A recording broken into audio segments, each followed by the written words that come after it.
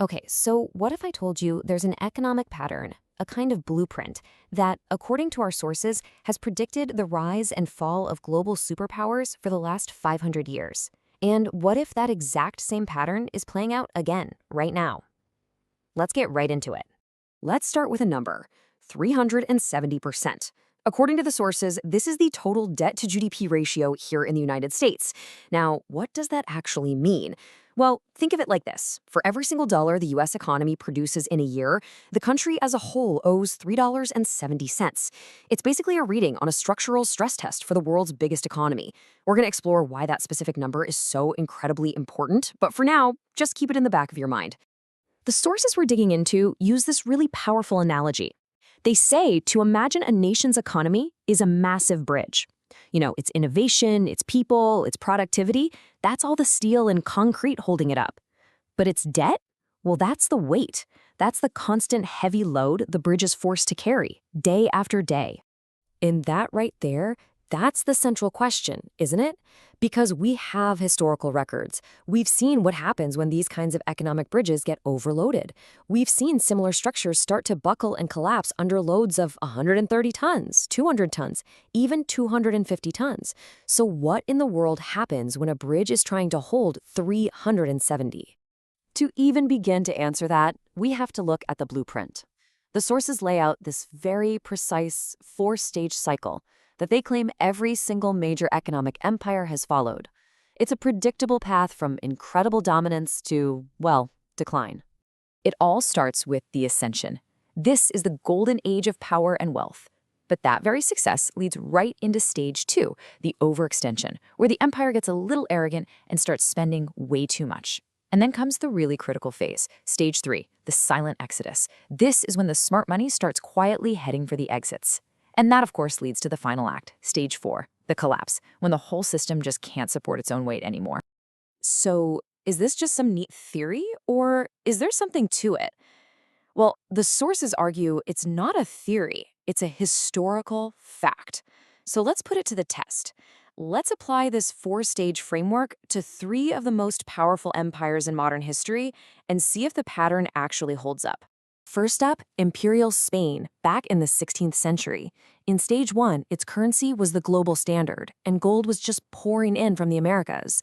But that incredible success led directly to stage two, overextension.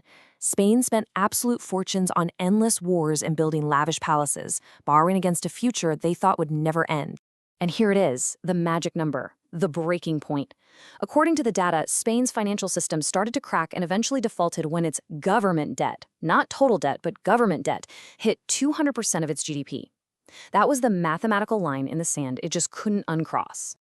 The result was stage four, a collapse so complete and so total that Spain's golden age was just gone. It was extinguished permanently. The money and the power had already fled, moving north. And where did all that capital go? To the Dutch Republic. In the 17th century, Amsterdam was the richest city on the planet, the undisputed center of global finance. That's stage one. But, you guessed it, the pattern repeats. They got dragged into incredibly expensive wars and fueled crazy asset bubbles like the infamous tulip mania. Welcome to stage two. And for the Dutch, that breaking point was even higher, a government debt to GDP ratio of 250%. The sources claim that once they crossed that line, the end of their golden age was basically a mathematical certainty. The final collapse was spectacular. The central bank, which everyone thought was the safest in the world, was exposed as a total fraud. The system just imploded. Stage four, check. And the capital fled once again. Its next stop, London. For over 200 years, the British Empire was the global superpower, period. The pound sterling was money everywhere on Earth, stage one. But then came the 20th century and two absolutely devastating world wars, which left the empire victorious but completely broke, stage two. Britain's breaking point was a government debt level of 130% of GDP. Now, what's really wild here is that the sources point out the US government has already blown past that specific 130% mark, and that's just the government debt before we even start talking about all the other debt in the economy. By 1976, this once mighty empire had to go to the International Monetary Fund for a bailout. The pound lost its reserve status, and the transition was complete. So there you have it, 3 empires, 3 collapses, 1 identical 4-stage pattern. Okay, so this brings us to today. The sources we're analyzing aren't treating this as just a history lesson. No, they're using it as a diagnostic tool.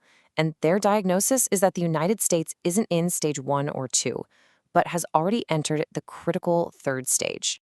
Stage 1 was America's golden age right after the war. Stage 2, they argue, kicked off in 1971 when the dollar was taken off the gold standard, which allowed for decades of soaring debt. But the big claim is that since around 2020, we've officially entered Stage 3, the silent exodus. And they say this isn't just a feeling, it's about following the money. You've got foreign powers like China and Japan who are steadily selling off U.S. debt. You have major financial institutions on record saying they're diversifying internationally. Even the petrodollar system, the deal that has propped up global demand for the dollar for decades, is showing signs of fracture. So this begs a huge question. Who is left to buy all this new U.S. debt? Well, increasingly, the answer is the U.S. itself. It's a practice called circular financing. Essentially, the Treasury issues new debt, and the Federal Reserve creates new money out of thin air to buy it. It's a closed loop. The sources identify this as a classic late-stage maneuver you see when the rest of the world starts losing its appetite for your country's debt. And this brings us right back to where we started, the numbers. The core argument of these sources isn't really about politics or ideology, it's about what they call inevitable mathematics. And this chart, wow, it really just lays the entire story out. Britain's empire tapped out at 130% government debt. Spain's at 200%, the Dutch at 250%, and then you look at the United States. The current total debt burden on the economy, that whole bridge we talked about with government, corporate, and household debt, is sitting at 370%. I mean, the visual difference is just stark. Now, I know what you might be thinking, but America is different. We have the world's most powerful military, the most innovative tech. The sources hit this argument head on. They point out that Spain had the most fearsome military of its day. The Dutch basically invented modern finance, and Britain ruled the entire Industrial Revolution. And in the end, none of that mattered against the map. And so we're left with this massive hanging question. The sources present this collision course between two immense forces. On one side, you have unprecedented military and technological power. On the other, you have a 500-year-old pattern of what they call economic mathematics. And the question they leave us with is pretty simple. Which one wins?